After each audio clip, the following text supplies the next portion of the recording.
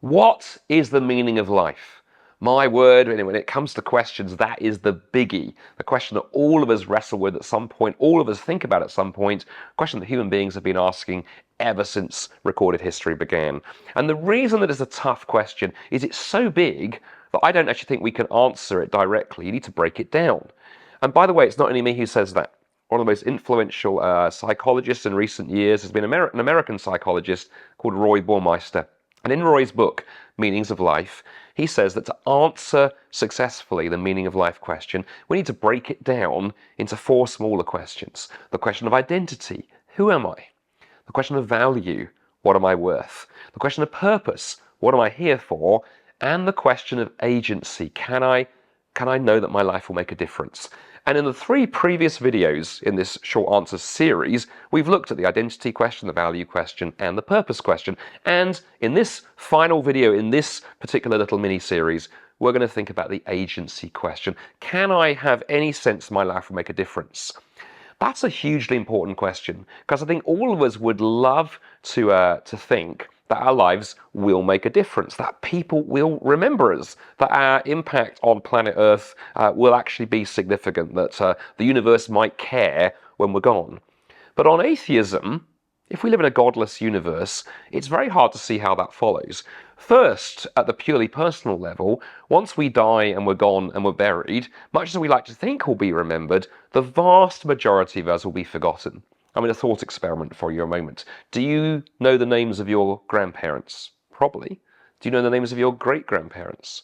Your great-great-grandparents? How many great-greats do you need to go back before that generation's been forgotten? You don't remember who they are. It's probably written down somewhere, but their lives, they're gone, they're over. And the same will apply to you. One day you'll be dead, one day society will have moved on, and nobody will remember you. It's quite a grim thought, really, if atheism is true. That's all that there is. But on a bigger level than that, things get even more problematic, because one day the last human being will go extinct. One day, life on Earth will come to an end. One day the sun will expand and swallow the Earth, and that'll be the end of our planet.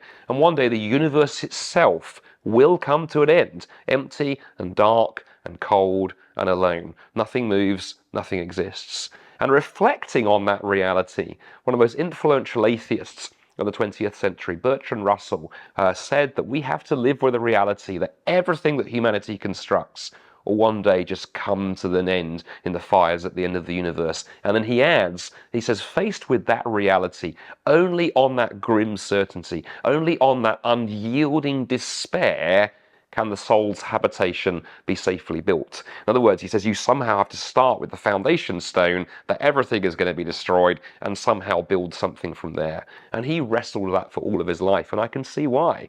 Because if you genuinely believe that everything comes to an end like that, why bother?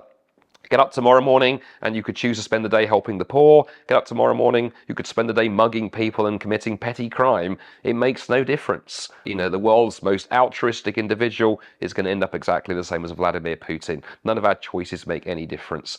What an absolutely grim conclusion. Well, one of the most influential novelists of the 20th century was Leo Tolstoy, who wrote a very famous book called War and Peace. Massive book, and that perhaps some of us were forced to read through in our English literature classes at school. Tolstoy is an interesting journey. As a young man into his 30s, he had no religious faith. He walked away from religious faith. He was secular, more or less, and he enjoyed all the success that being a best-selling novelist brought to him. But then in his autobiography, he describes waking up one morning and being faced, as he puts it, with a question I couldn't answer. And the question he couldn't answer was this question: why do anything? Why do absolutely anything at all? Why bother doing anything if the reality I've just described is the conclusion? And reflecting on that question actually led Tolstoy back to the Christian faith.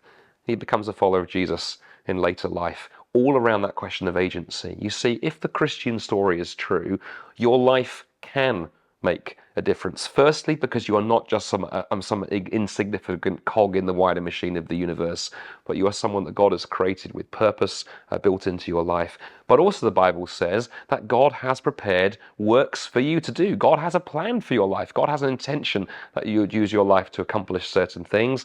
And then furthermore, Christians believe that the heat death of the universe is not the end of the story, but there will be a new heavens and a new earth, that God will renew and restore everything. And that means the good stuff that we spend our life doing can actually carry on into eternity if it gets caught up in part of God's bigger plans for his kingdom forever and ever hereafter. And that's an incredible thought when you stop and think about it for a moment. Well, throughout this 4-part series, as we've looked at the question of identity, the question of value, the question of purpose, and the question in this video of agency, I hope you've seen that as we contrast the atheist answer with the Christian answer, there are profound differences. And if you are listening to this and you are not a Christian, if you are an atheist listening to this, I hope you catch that I haven't done this to be rude. I've not done this to show disrespect. I've tried to be honest about the implications of what we believe. You see, but ideas have consequences. And if atheism is true, the consequence, I think, is we cannot answer the meaning of life question, because those sub-questions of value and identity and purpose and agency themselves can't be answered.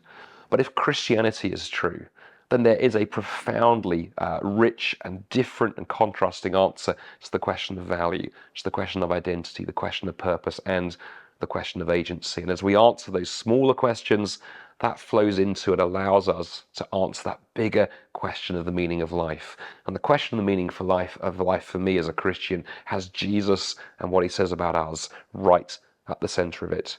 So if you've never thought seriously about the Christian faith, do check out some of the other resources and videos here on the Solas website that will help you explore that. If you have other questions and objections, if as an atheist you're listening to this going, yeah, but okay, you say Christianity, what about?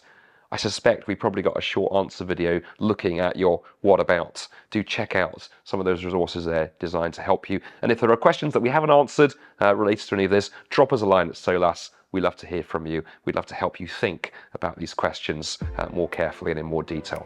God bless you.